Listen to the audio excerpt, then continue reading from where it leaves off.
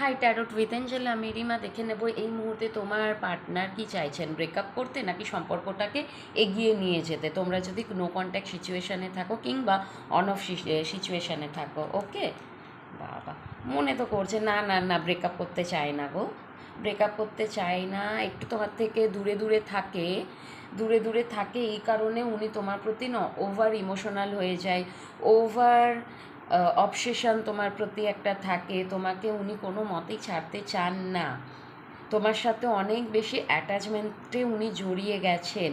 সেই জন্য কিন্তু একটু ডিস্টেন্স, একটু ডিস্টেন্স তোমার সাথে একটু রাখেন, একটু দূরত্ব রেখে চলে।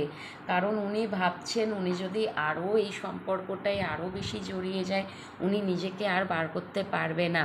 সেই জন্য তোমার থেকে কিন্তু একটু দূরত্ব রাখেন, কিন্তু তোমাকে ভালোবাসেন ভীষণভাবে। তোমাকে একটা মিসিং এনার্জি আছে এবং তোমাকে কোনো মতেই কিন্তু উনি ছাড়তে চান না।